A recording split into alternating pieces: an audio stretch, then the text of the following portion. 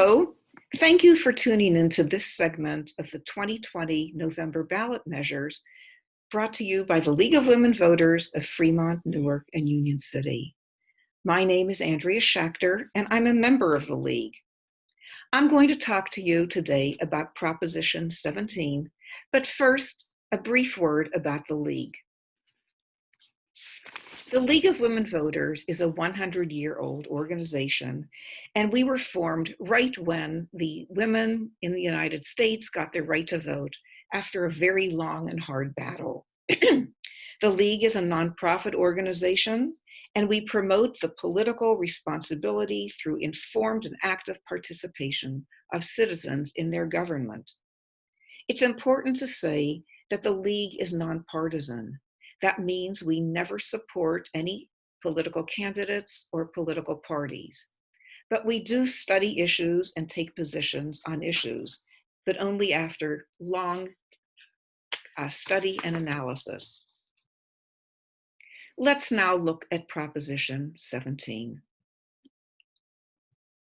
This is a voting rights initiative, and if passed by the voters, it would restore the voting rights of Californians who are on parole. In California, ballot measures come to us either from the legislature or through the initiative process. And this came to us through the initiative signature gathering process. Prop 17 would amend the California Constitution. And like all ballot propositions, this is a yes or no vote. It asks the voters, should the California Constitution be amended to allow citizens who are on parole to register and to vote? Let's look at some background information. How are things now? Well, as we know, in California, the Constitution allows most US citizens who are aged at least 18 to register and vote.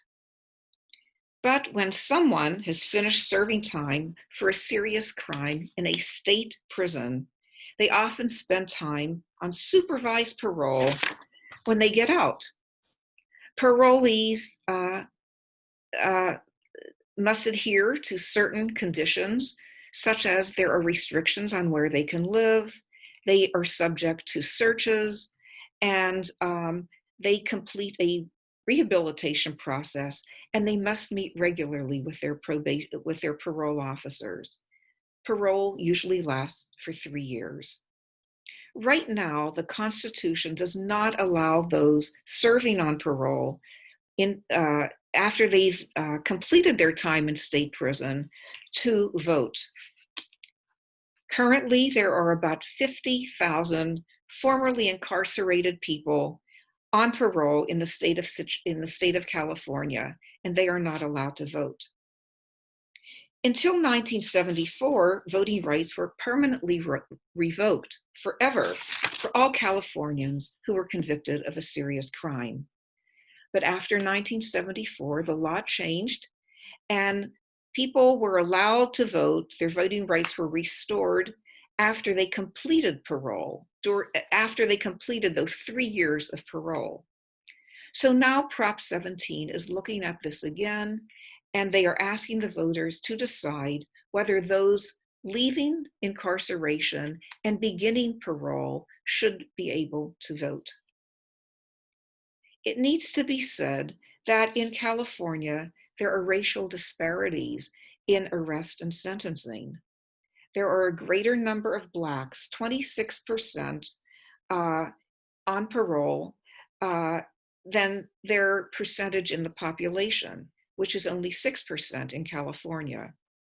Whereas the white population on parole is also 26%, but the white population in California, adults as a whole, is 40%. Whether or not Proposition 17 passes, it must be restated that those currently serving time in prison will not be allowed to vote. Prop 17 only concerns those who are on parole after completing their prison sentence. If Proposition 17 passes, there will be fiscal impacts. Okay, let's look and see what they are. Implementing Prop 17 is likely to cost both the states and the counties some money.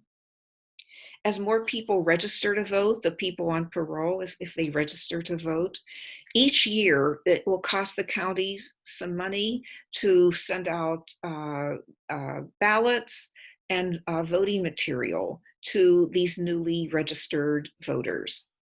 And it will also cost the state a one-time amount of money to update the voting systems. It's likely that it would be in the hundreds of thousands of dollars. As with all ballot measures, there are supporters, and there are also people who are opposed. Let's look at their arguments. Supporters of Prop 17 say that when a person leaves prison, they should be encouraged to rebuild their lives and re-enter society. And voting helps them do this by providing them a feeling of having a real stake in their society and in their communities. These people who are on parole have families, they have jobs, and they pay taxes, but yet they're not, they're not able to vote on issues of importance.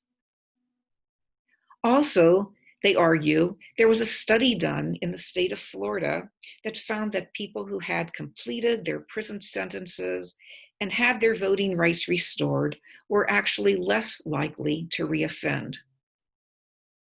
And finally, there are 19 other states in the United States that allow people on parole to vote.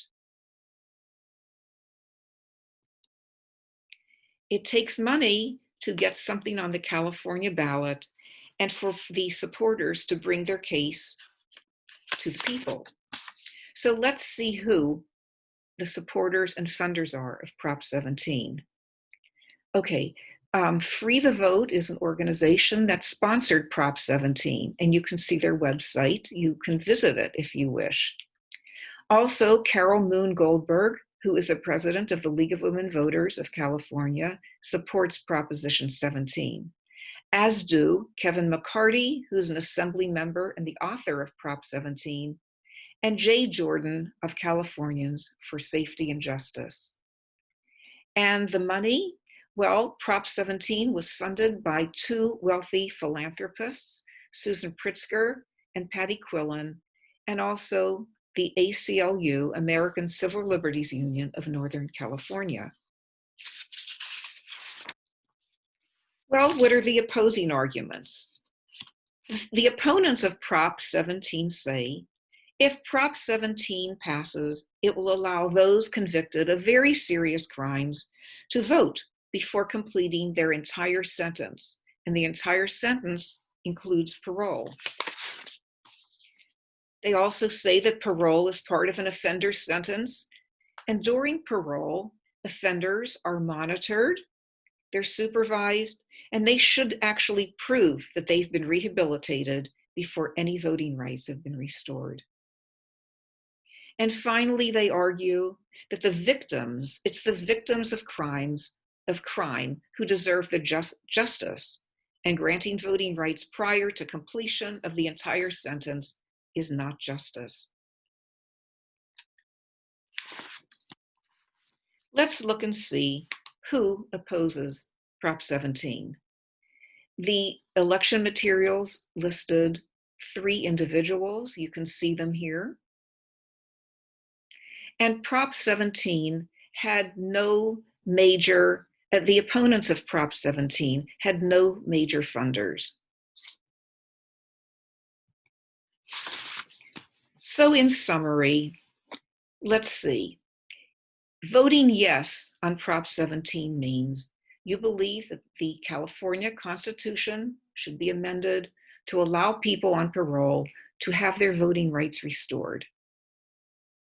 And voting no means that you believe that people on parole should not have their voting rights restored, and allowing the California Constitution to remain as is.